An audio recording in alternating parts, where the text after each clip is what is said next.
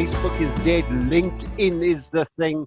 And then they say, flip, if you're not on, a WhatsApp business thing, and then it's Snapchat, and, and we get dragged from pillar to post. And it's like trying to catch a ping pong ball in the Southeaster in Cape Town. It's absolutely impossible. You end up working yourself to death and not actually getting anywhere else. So here's the first lesson in bum wiping 101.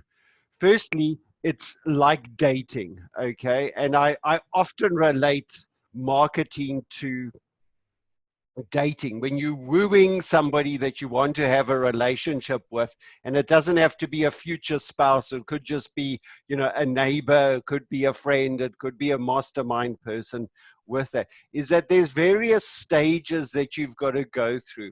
There's always that elusive first date that you get there. And the goal of a first date is quite clear.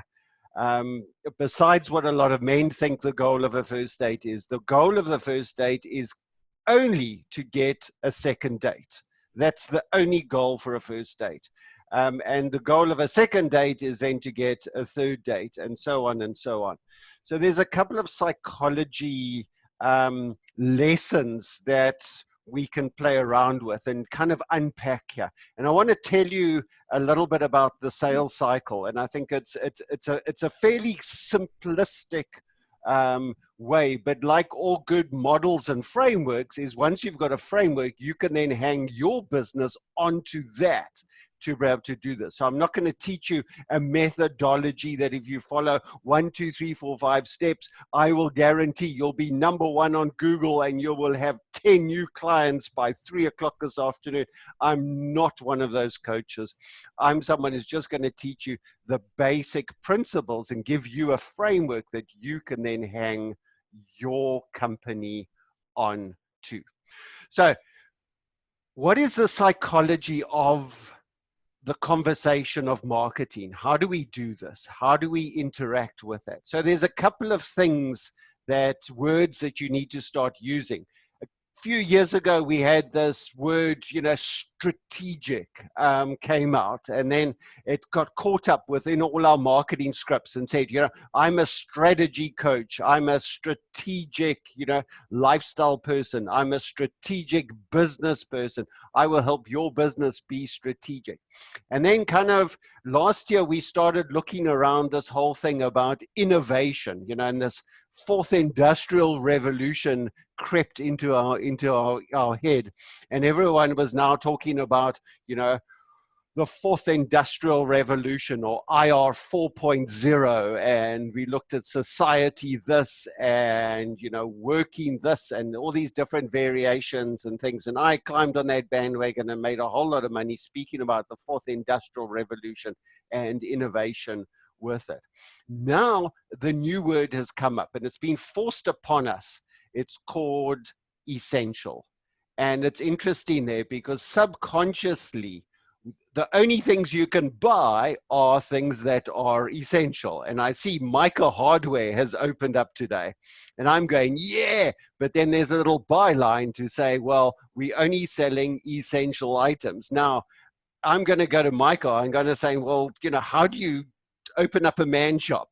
And then you're going to say, well, what is essential? And it's interesting, there is essential at the moment is classified by the government. And as we move through the next 2 weeks and beyond, we are only going to have slow access to more and more essential items. So my question to you is, how essential is your product to your client?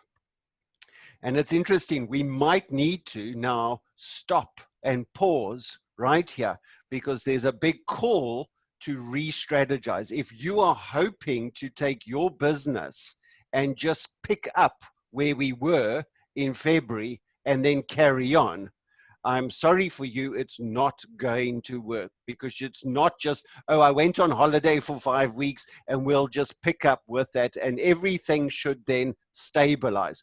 It's changed. The world has changed. People's mindset has changed. We've now learned, like we learned to save electricity and save water, we have now become normalize to a new norm. And it's interesting there is that Cape Townians still have short showers. We're still putting our shower water onto our garden. We still, looking at ways to save water because it's a normal thing. We are still looking at ways to save electricity because it's become our new norm.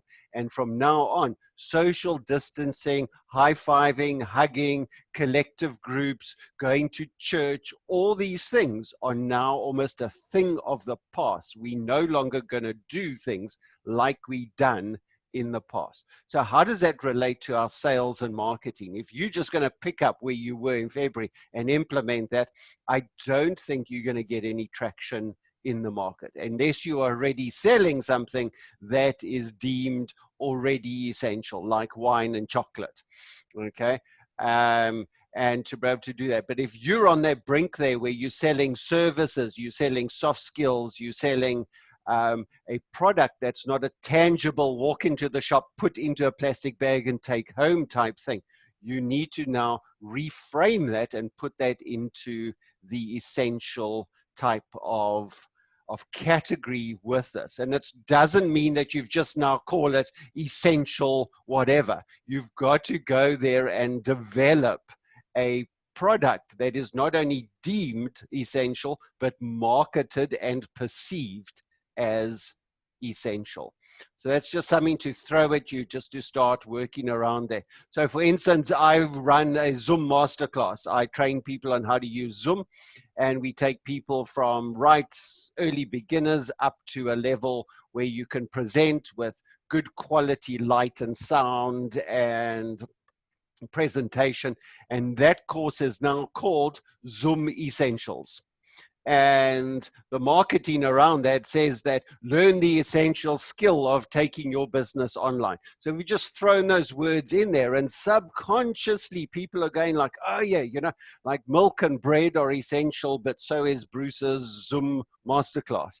And when those invoices come and people are wanting to pay things, subconsciously people are going to go, oh, that was essential, I'm going to pay for that. Where now we're already going through our bills and going, which ones don't I have to pay at the end of April? And that. So, I had a friend who used to, he says the only way he could survive is he used to take all the bills and put them in a bag and then draw out 3 at the end of the month and just pay those ones. And stuff. We don't want to get to that point where we want to do that. But there is going to be that little question like, should I be paying this company? Like TV license, car license, and we kind of looking at those things and could that wait another month?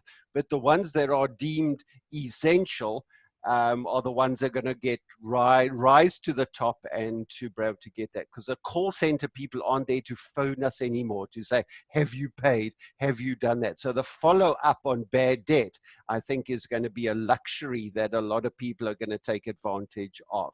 And we're renegotiating with landlords, we're renegotiating with bank loans, we're renegotiating with credit card payments and all that sort of stuff. And I don't want to have to negotiate with anybody when it comes to pricing.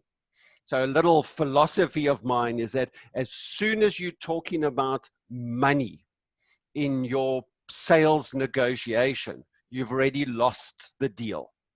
All right. If you are positioning yourself correctly, price should become irrelevant in the marketing deal and with that. So let me give you a little framework to take you through. It's what I call the sales cycle.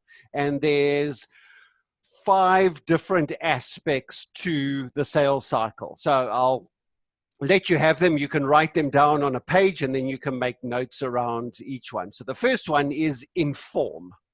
The second one is educate, and then sell, upsell, and resell. It's as simple as that. There's no stuff around that. If you can just remember those 5, in fact, if you can just remember the top 3, it'll then change the way you market. Now, there's been so much hype around people creating products. And that's a nice thing about being an entrepreneur. It's a nice thing about running your own business. And you know, on Friday morning, I was chatting to a lady sitting on the island in Bali, and we had an hour and a half chat just looking at various stuff there. I finished the call Friday morning, and by Friday afternoon, I developed a product for her. We launched that on Monday, and I see she's now remarketed that, and we've done that. So we can push products out really, really fast. The problem with that is we become so connected with our product. It almost becomes an extension of ourselves or our little children. And if you own your own business and you look at the best way to insult an entrepreneur is to talk rubbish about one of their products, because it's as good as going in insulting a new mother with a baby, and they go, oh, look at my little baby, and say, oh, that's so ugly, look at all that hair, and you've just lost a friend for life. And it's exactly the same way. If you go speak to an entrepreneur and I go, Flip, what sort of program is that? Like, where's and you cut them deep to the heart with that. And the problem with that, we become so emotional that as soon as we start talking about our product, we are expecting people to buy it on the first date. So it's exactly the same way as a guy would go out on a date, and I'm told I'm very gender insensitive, so I apologize for this, but often a guy will go out and say, well, this is a first date, when are we going to sleep, straight to bed? And this whole sort of thing is the goal of the first date is not sex. The goal of the first date is a second date. And exactly the same way, the goal of your first sales interaction is not to sell. It's to inform. And I want to play around in that inform thing, because a lot of us have products and services that other people don't know that they need. And that's a great thing, because there's nothing a greater niche than selling a product that people don't know that they need. But you got to become masters at your marketing. So if I'm selling something that you don't know, that you don't know, that you don't know, then we need to get into the informed thing. So exactly the first date. What is the conversation that happens on a first date? It's like, oh, hello, what's your name? Not interested in surname, not interested in how many children you want and the color of the picket fence and where you want to, school and what type of wedding dress. No, it's all that sort of stuff. The first date is like, hi, how are you? Tell me a little bit about yourself. And that's exactly what that is. So the conversation around the informed stage has to start with the words, did you know? And if you bring that into your sales script and you say, did you know that all men over 40 have this certain issue? And you can see some of the adverts that are already coming up. Did you know that after 2 weeks of shutdown, you begin to have psychological depression and things? Did you know that 3 weeks without exercise leaves you lazy and fat around the midriff? Well, yes, now I know that, and stuff. So it's all that. Did you know that if you did this? Did you know with that? Without scaring people. You don't want to come and do like some of the life insurance companies do. That did you know that if you died today, you would leave your family with nothing? How bad are you? Did you know that if someone broke into your office while you were on shutdown, you wouldn't be covered because we're under state of emergency and your insurance doesn't cover insurance in a state of emergency? And stuff. And that sort of fear marketing we need to move away from. You need to do that informative type thing. So you need to create that awareness of the problem that your company or your product is selling. Because if I don't know that I don't know, then there's no ways that I'm going to buy your product. So I got to eat basil ice cream the other day. Okay. And yeah, I had the exact same look, Lynn. I like, what? And stuff. But I didn't know what basil ice cream tasted like. I taste basil and, chocolate ice cream. And I'm going like, okay, so basil you have like for the starters and ice cream you have at the end of your meal. Why would you want to do that? And stuff there. So I didn't know that basil ice cream firstly existed. And secondly, I didn't know what it tastes like.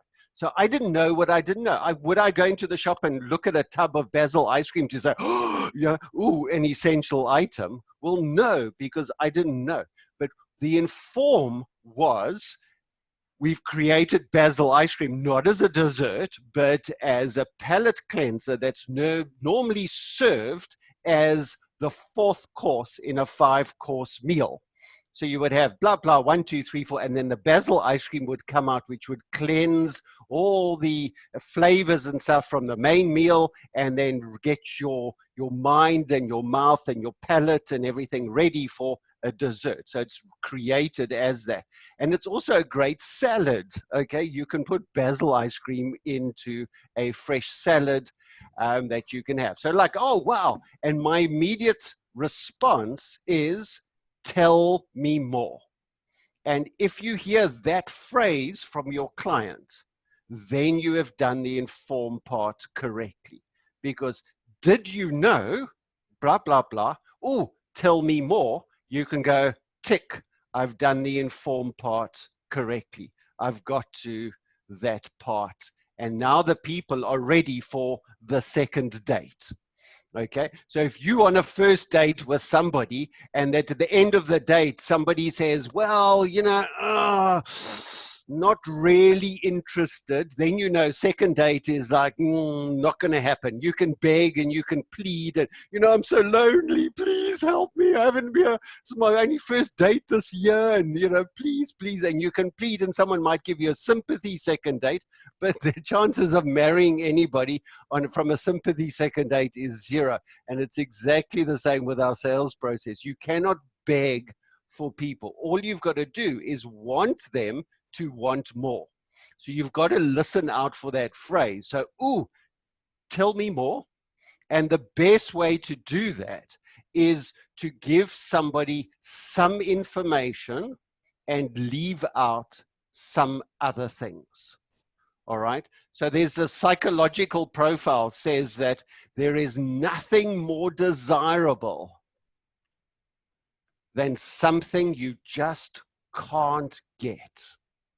All right. That's why they put those curtains in the airplane. Okay. Have you ever flown at the back of the airplane and you're sitting going like, oh crap, I got a 12-hour flight, and the pretty air hostess standing on the other side of the curtain, and she closes that curtain. Watch your face as she closes those curtains. She goes, and she closes that curtain and she seals it up with a Velcro there.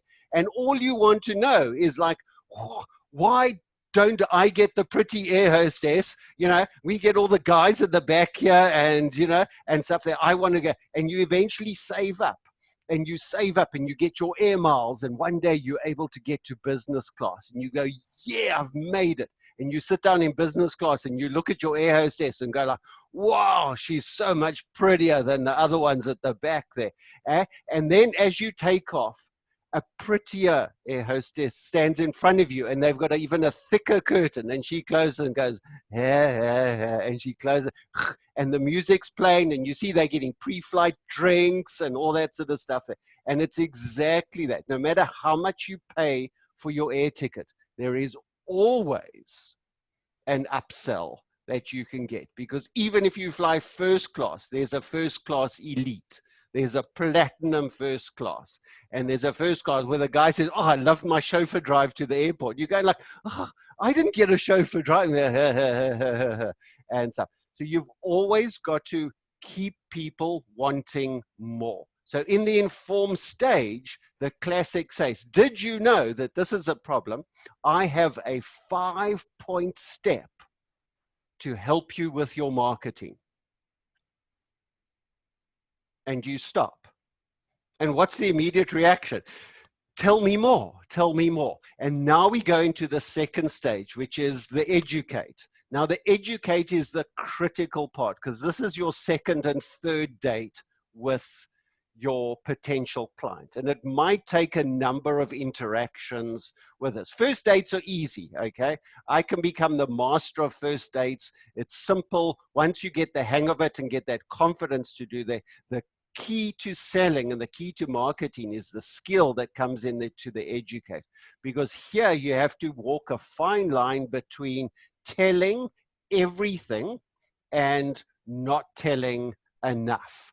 So you've got to work that out there. So you've got to inform the people's brains now by adding information onto their form through an education process. Now, this could be a video that you have on your website. It could be a white paper that you send them. It could be a talk that you do. It could be a short workshop that you do, and you can unpack that. So the education pretty much says, this is how it works. It's mostly feature-based. It's like, okay, I run a workshop. It's run every day at noon.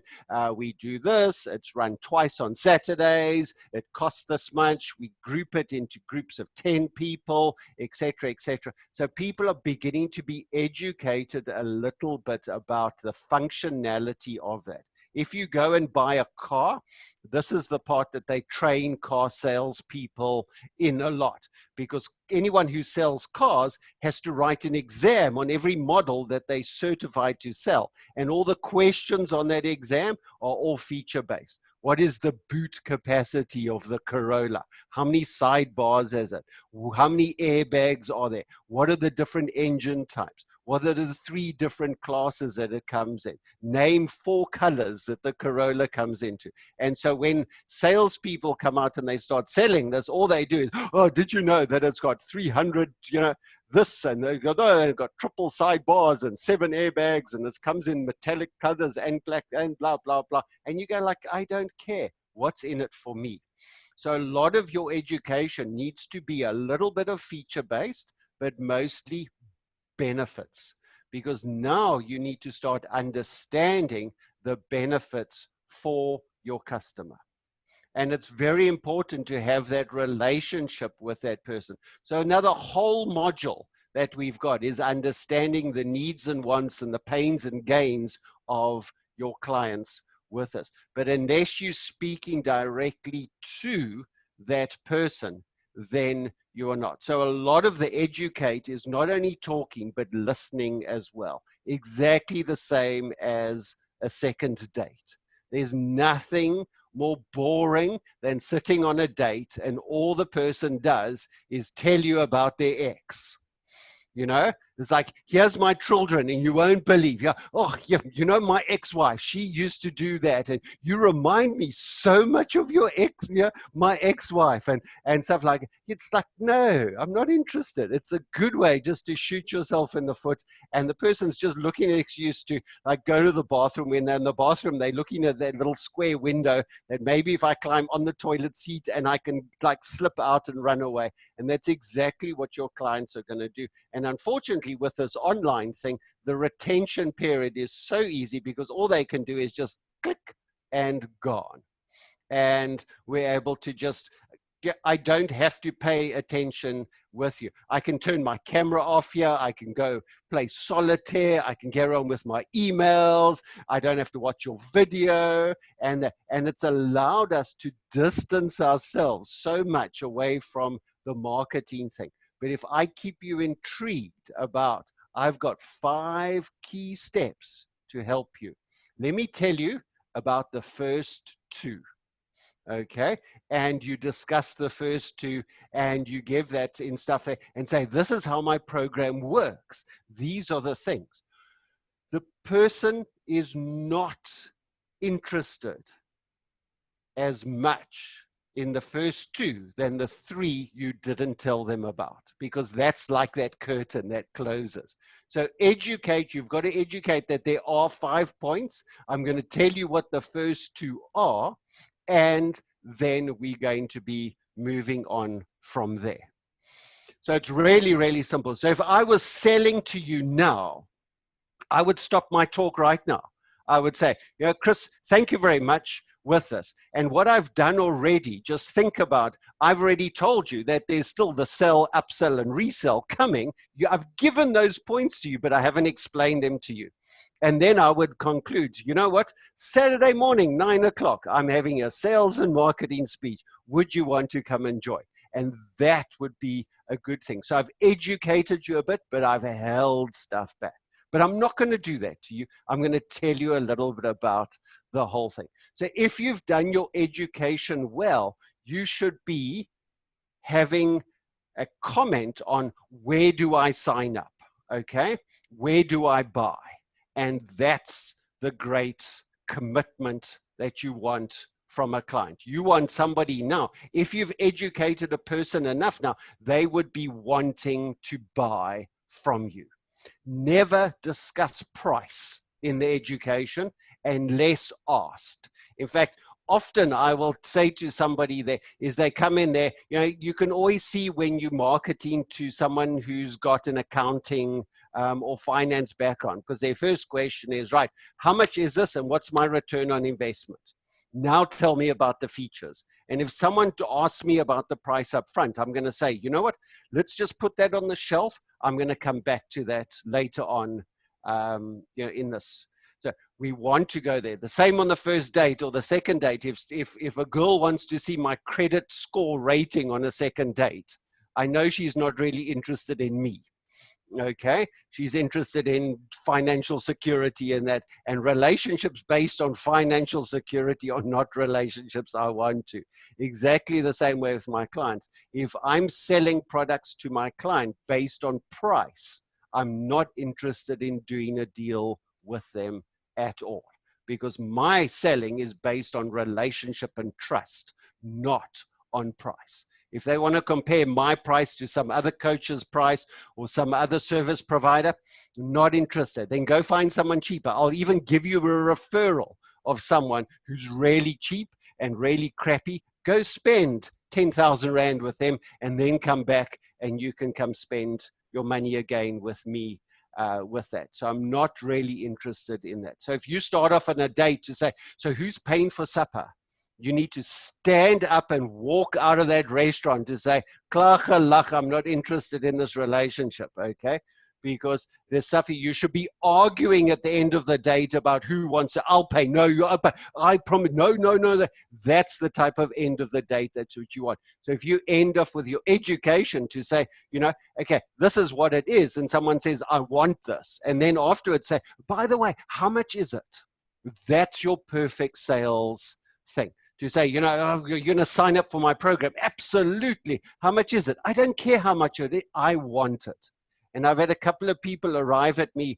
I had this, my best sales pitch ever is this guy got referred to me. I met him at Mug and Bean and I got there like 5 minutes early, ordered my coffee, WhatsApp him, said, I'm sitting at table 20, Mug and Bean. He sat down and said, hello, Bruce, when can we start?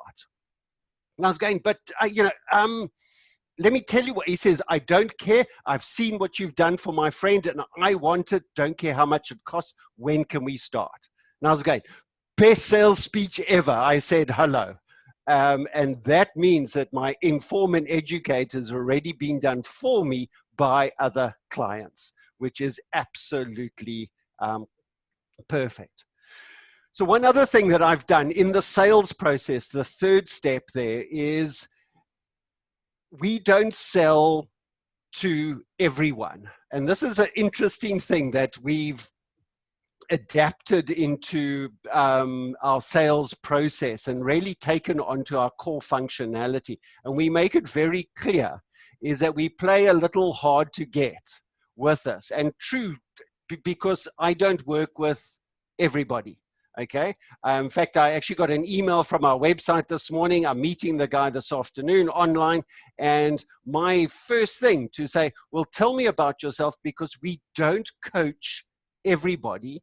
Prove to me that you're worthy of being one of our clients.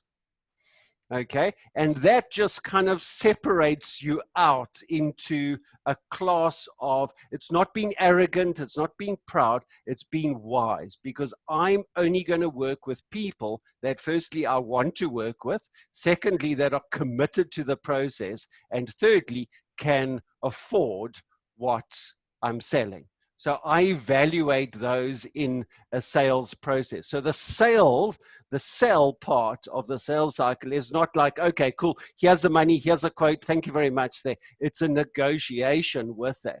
So if somebody sits there and say, right, I'm interested, where do I go? We put them on what we call a 10-step sales process. And I've actually got it mapped out in a flow chart in my little booklet. And we go through the stage to say, and we ask them, well, let me evaluate your business. How committed are you to fixing your business? How committed are you to the process? What sort of time and resources do you have to throw at this process if we have to coach you?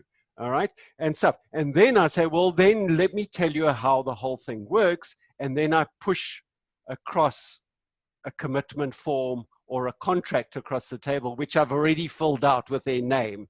In fact, it's quite nice to have that contract signed, filled in with their name, sitting on my side of the desk that they can see, but I pretend that I don't see them seeing the form. But and then that's the cherry. It's like, oh, I want that. And you sit there. And sometimes I've taken that up and I've said, I don't think you're ready for this. And I take that piece of paper and I put it in my folder and I walk away. And that creates such a need for selling that it is. I've had one guy, he lives in Argentina, and he was here in Cape Town, came to see me and stuff. And I said, listen, we don't work with people in your industry. He goes, oh, but why? And I said, well, firstly, and I gave him the reasons why, and he's not in my target sector. I don't want a very exciting project, great stuff, huge money that he's going to be operating, but it's not something I'm interested in doing. And I just told him, I'm not interested in working with you. That somehow for him triggered such a desire to work with me that he still hounds me. He's still sending email. Bruce, have you changed your mind? Oh, we're doing this. Where this.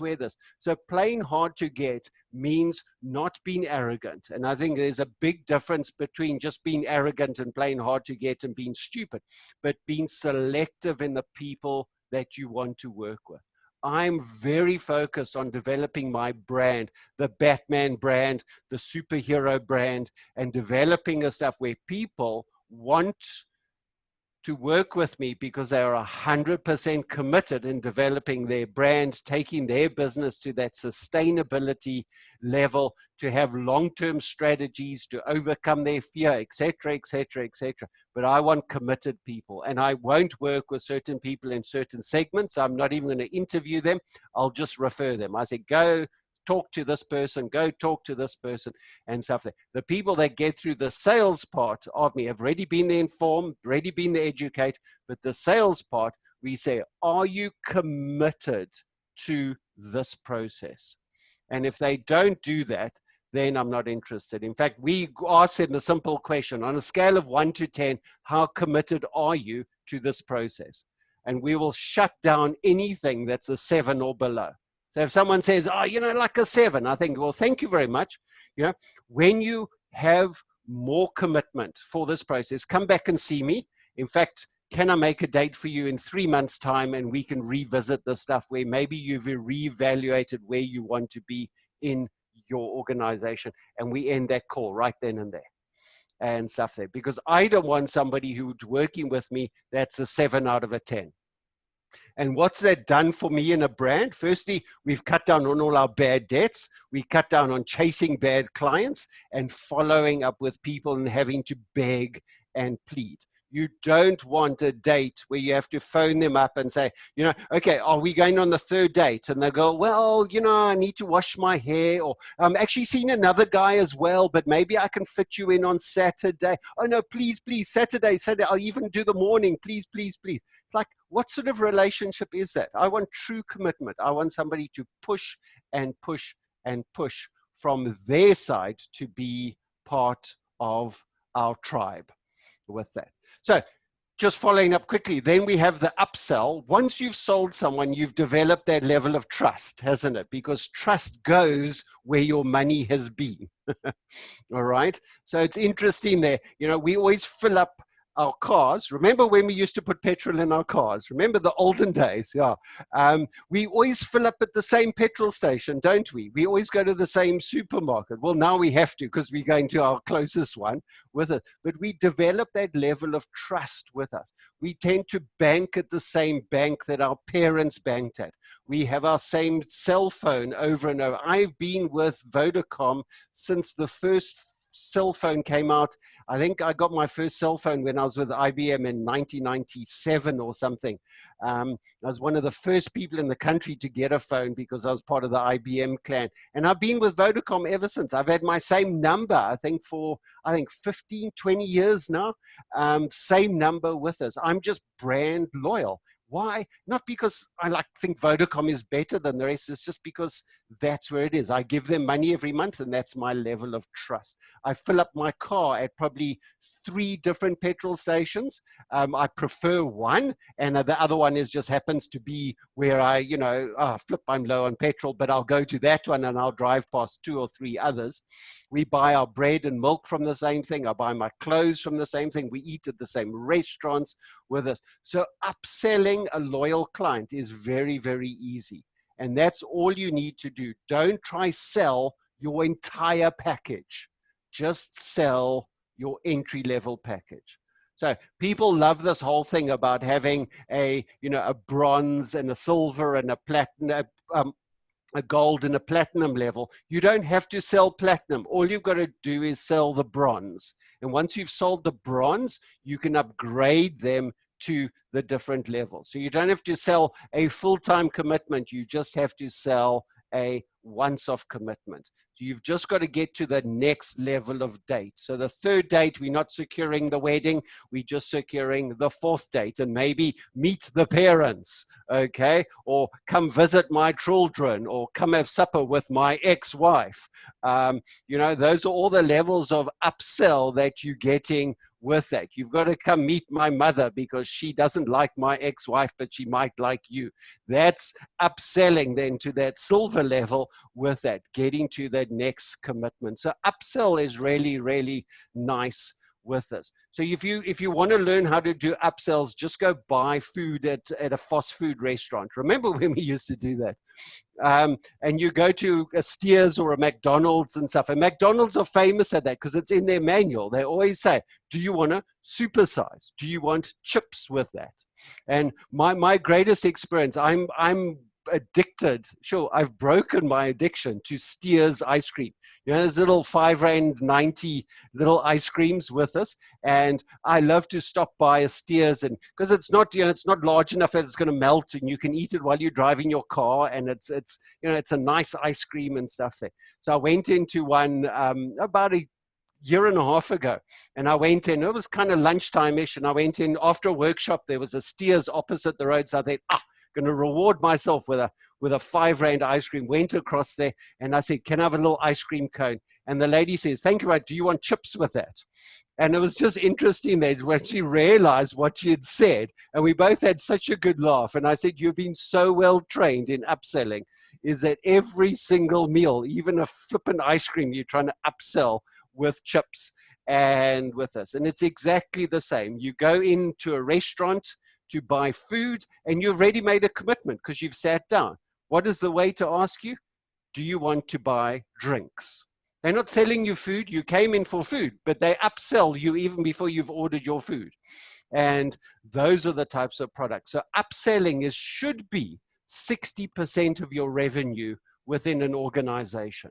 And you've got to develop that strategy with us. Oh, there's a book. Oh, there's this. Oh, what about this? We can then upgrade you. Since you've been with us for 3 months, we want to reward you with a silver level, but it's going to cost you more. Just like the bank does. Have you ever been offered a next level in the bank? It's not because they want to give you more value. It's just they want to charge you more monthly fee. But they don't tell you that. They just say, oh, you have been selected to upgrade to the, the black Woolworths card because you've spent 4,000 Rand a month at Woolworths consistently over 6 months. And you go like, oh, that's amazing. I feel so special. And then you get the bill and, oh, flip, now you got to spend 200 Rand monthly fee to get your thing. But you get a free magazine, okay, and you get exclusive shopping hours that we're not allowed to go to anymore, and all those things. So you've got to look at the upsell. People love to be upsold if they deemed as being promoted. So you can promote beyond the curtain. You get to sit with the prettier air hostesses with the bigger seats and the pre-flight drinks and this and stuff. And you can push people up there. So upselling is easy if you've done the selling correctly and you've developed that level of loyalty. And then the resell.